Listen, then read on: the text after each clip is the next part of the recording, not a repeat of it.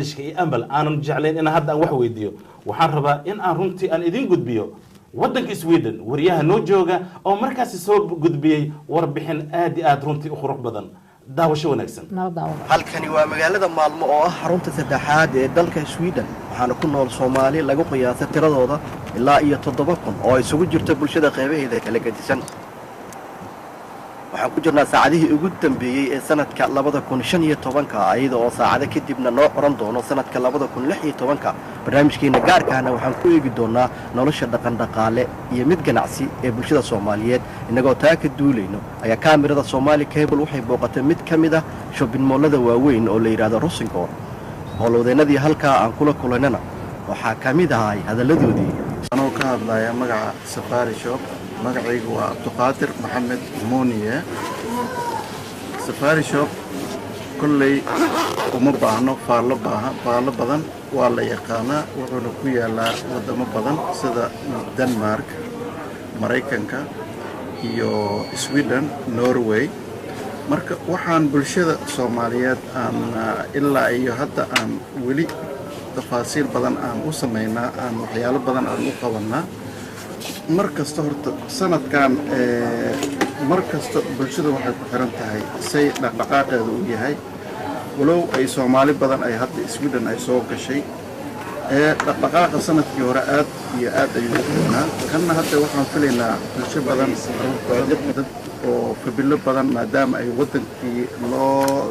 ay soo wada galeen waxaan rajaynaynaa inuu business ka sii fiicnaanayo intaas iyo ka fiican sanadkan hadda dhamaanayo waxaan ku xasuustaa rag badan oo aan aqaano kaligood ahaa oo haddeertaana ay la socdaan carruurtooda gacmaha haystaan oo familkooda ay la joogaan farxadoodii iyo wixii inaa maaragtay aan waxyaalaha badan inta aan ku xasuusto waa intaas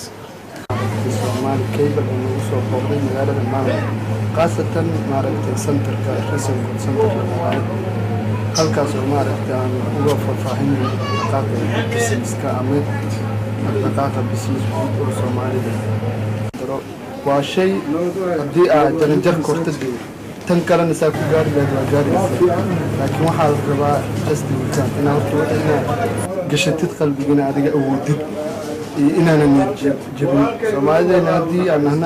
dhibka naysto waxaa business baa la bilaabaa laba bari kadibna waa la xiraa waa in loo dhabar adeega waa in maaragtay la isku dayaa sideen ku gaari karnaa hamigeen sidiisa dhamaan hal jaranjar maaha waa maaragtay meel dheer oo fog oo u baahan in dadaal iyo maaragtay sabar iyo dhaqaalo aan la fiirinin waa gaaraysaa insha Allah ilaahayna diiru tirasaa maanta iskala sanadkan soo socdana inkastoo sanadkeena muhiim haddana waxaan dhaynaa kulleyde waan arkaynaa wixii qeyrkiisa Allahna waafajiyo waqtiga soo socdo kan naga dhamaadina qayrkoo nagala dhamaaday shartiisana Allahna waafajiyo insha Allah dhanka kale waxaa aragtidooda ku aadan Soomaalida iyo sanadka cusub halkan ka muujinaya gudoomiyaha golaha marjaca odayaasha Caaqil Maxamed Cabdi Nuur iyo gudoomiyaha ururka Sinaan oo ah ururka shaqeeya arrimaha bulshada mudane Maxamed Maxamuud Ibraahim waxaana hadaladoodii kamid ahaa أول ما سجل يرشد تيفيجا سماري كذا ماشي كلية عند الأستاذ سماري كذا مع بسم الله أنا تعرضوا وأنا كفى الأستاذ ما أنت كلام مش كذا كذا بيصير نبضيت النبض البابل هي لا شيء لا تحد عملين سمان سمسان وكان في عنه لا عد وحبت الوضعات هنا حتى رفع الإسلام سيبقى مشكلة الصواري كده الناس اللي وضع الوضع هو رجع وضع سنات على العدل سنات طبعا يبقى فكرة تبقى الحدو لطبعا التاجرات تصل ومليها الصومالي كانت هذا السنة وبرنامج شفيعا وحن Somalia dengan Sweden ada في السلام مثلا هو تيفيجا ولا نحصل مش حسنا هي الفندقية لكن محاسنة وعكري وكنا بنمشي انت هاي منتج الوصول ده هيك على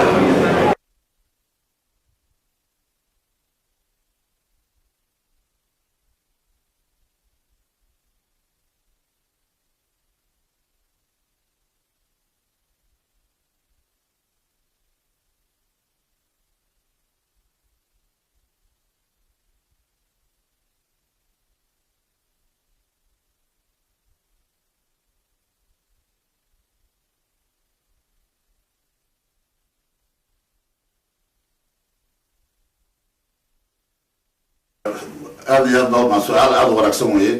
markaan kaaga warramo nolosha soomaalida waxay la mid yihiin sida bulshada kale ee halkaa ku dhaqan oo kala duwan iskaga timiday caalamka iskaga timiday markaan kasoo qaado marka bulshada soomaaliyeed halkaa ku nool waxaan ugu duwanahay hal shay aan kaga duwanahay jiro bulshooyinka kale markay yimaadeen dalka kale ay yimaadeen waxay degaan dalkaas macnaha inay degan yihiin bay ku xisaaban yihiin laakiin soomaalidu waa ka duwan tahay soomaalidu wuxuu ku xiran yahay soomaaliya meel kasta oo joogo ilaahay sanadkii soo socdo macnaha qayrkiisa hana soo xejiyo kii dhammaadayna hadda ilaahay baa qayr noogu dhameeyey sanadkii hadda naga tegay waxaan ku xasuusanaa in macnaha dalka hadda aan joognanay uu yahay macnaha dad macnaha waxbarashadii iyo ciyaalkii arrimahoodii iyo si fiican hadda ay u socdaan marka muddooyinka u dambeeyey waxaa noo soo ifayso in qalad soomaaliyeed iyo dowladnimo soomaaliyeed iyo dal soomaaliyeed oo ciyaalkeena aan dib ugu soo celino inay mataqaana ay soo ifayaan ayaan sanadkan horena aan leeyahay ka haddaan aan ka rajayna nagu sii wanaagsanaan waa su-aal wanaagsan weeye runtii dal walba ama dad walba waxay leeyihiin waktiyo macnaha taariikhi ah oo gooni loo xuso annaga horta daan soomaali nahay dad islaam aan nahay maadaama dad islaam aan nahayna taariikhdeena macnaha waxa waaye waktiyada islaamka iyo xusaan ayaan horta annaga nooca waktiyada macnaha xasuusta leh xasuusta markaan aan u fiirino dhaqanka dal walba uu leeyahay aan tusaale kasoo qaadno waxaan arki jirnay dabshid wax la yidhaahdo oo ka dhaco beela qaarkood badgal wax la yidhaahdo ayaa dhici jiray waxyaabo badan oo mataqaanaa la sameeyo ayaa jirto marka waxyaabaha taariikhahaas oo la sameeyo oo soomaalida ay xusi jirtay annaga waxaan dhibaatadeena waxay tahay annagu ma sameyno wax la yidhaahdo qoraal iyo taariikhdii waxay ku yimideen ma sameyno waxaan laakiin isku dhaxalnaa waxaan la yidhahda oral ah waxaan hadal baan isku gaarsiinaa qofka sheeke iyo sheekaan isku gaarsiinaa haddii laakiin waxaan ay qornaa lahaayeen oo meelaha maktabooyinka ay aali lahaayeen oo la akrista lahaa waa loo gudbin karay jilba jilka kale laakiin marka dambe waxay halis u yihiin haddaan waxaan la qorin inay baaba-aan waxyaabaha taariikhiga dalka uu leeyahay macnaha inay baaba-aan bay halis ugu jirtaa marka waxaan hadda ku goobaabinaya ummadda soomaaliyeed inay dhaqankooda iyo taariikhdooda iyo qortaan la qoro oo meel saxfiyada la dhigo baan dhihi lahaa waa maashantahay cabdifataax nuur xasan cabdifataax daamey Somali Cable TV Malmo Sweden